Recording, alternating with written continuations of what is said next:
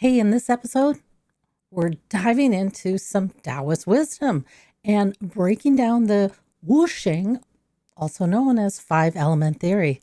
Hi, my name's Kim. I'm a licensed and practicing East Asian medical provider and a Taoist practitioner.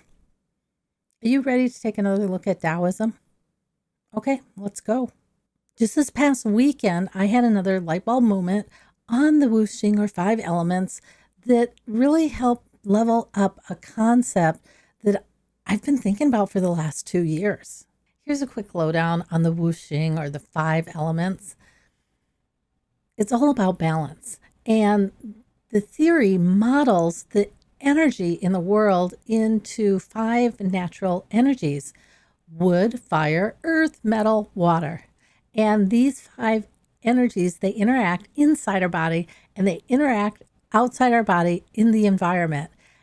These energies have an influence on how you're going to function and feel. So, if you have an understanding of how this Wuxing is working on your body, this can help you select acupuncture points. This past weekend, I read a couple quotes that opened up another door on the Wuxing. And the first really cool quote came from the Han Dynasty, so about 200 BCE. And yeah, that's 200 years before Christ. So super ancient. So during the Han Dynasty, there was a couple of key major rebellions, and one of them was led by a man named Zhang Daoling. And he didn't only lead a political rebellion against the government, he also led this spiritual rebellion. So, what was his spiritual game changer? Well, Zhang Daoling gave Taoism to the masses, and he was a founder of the Celestial Masters sect, which is still in practice today.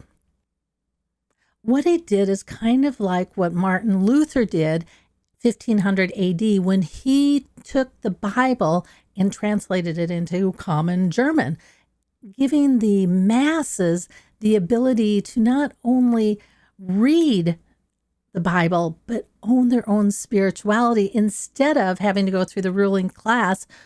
Zhang Daoling did kind of the same thing in China just 1700 years earlier.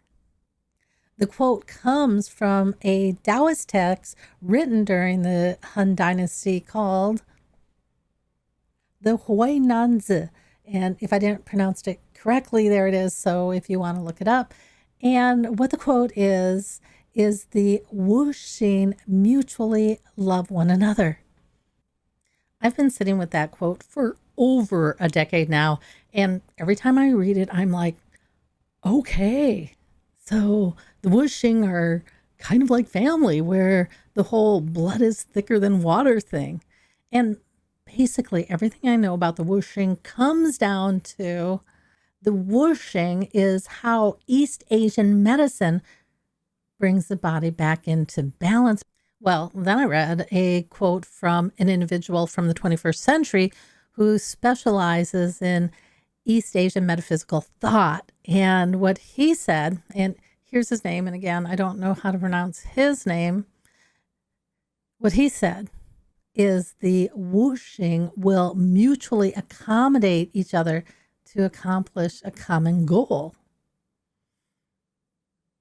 He's saying the exact same thing that the HuaiNanZi did, but using language from the 21st century. And by doing that, suddenly the whole thing clicked for me. Those two quotes clicked for me and took on this whole new meaning. I'd been thinking that in acupuncture, we use the Wu Xing or the five elements to bring the body back into balance. What these two quotes did for me is that it showed me a different side of the Wu Xing. It showed me that the Wu Xing is actually homeostasis. This is how ancient China explained homeostasis in the body. The Wu Xing is about all your internal systems constantly adjusting and adapting to keep you alive. So whenever the body faces an illness or stress, your 5 elements are going to adapt and adjust to keep you functioning. So that changed the role of acupuncture in health, because acupuncture isn't about bringing the body back into balance, because the whooshing or the 5 elements or all your internal organs are already doing that. What that means is, to be effective with acupuncture, you have to find a way to support the whooshing to help guide them back to an area of better health. Now, when I read those quotes, then it also started challenging, who am I as a healer in this medicine? In East Asian medicine, our wellness can be seen from 3 levels, and trilogies are throughout East Asian medicine. And one of the most common ones we hear about is heaven, human, earth. So if we take our wellness and map it onto that trilogy, well, heaven's going to be spirituality. Our emotional and our mental health is going to be the human, and then our physical body is going to be earth. We were talking about heaven or spirituality just a little bit earlier. And before Martin Luther translated the Bible into common language, individuals could only access their spirituality through someone like a priest. Someone who was trained in Latin, could read the Bible, and who could tell you what to think. Before Martin Luther, individuals could not interact with God directly. They didn't have a say in their spirituality. In 1534, Martin Luther writes the Bible in common language and gives the masses the keys to their spirituality. That one action was one of the key actions that marked the end of the Dark Ages and the beginning of the Renaissance or the Enlightenment. Wow, huh? So that got me thinking about our physical wellness. Today, our physical wellness is managed through Western medicine and specialists. And this part of Western medicine thought is really similar to how our spirituality was managed back in the Dark Ages. Pharmaceuticals, surgeries, science, they have all this really complicated terminology. The words are super big. Unless you're trained in it, there's no way you can understand what they're saying. And these pharmaceuticals and these surgeries are used to suppress the expression of the body, similar to how religion was used to suppress the population before the Renaissance. That whole thought process can really mess with the head of medical providers, because it puts a responsibility of fixing people or making them healthy completely on the provider. And we indoctrinate society from the time we're little to the time we're adults through science, through Western medicine, through our studies.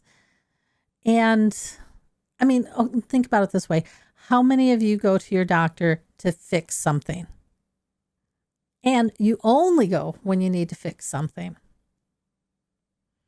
See, that's how that indoctrination works. And for medical providers, I think that makes it really tough on them, because then they start to believe that they're the answer, that they have all the answers, and that their responsibility is to fix everything.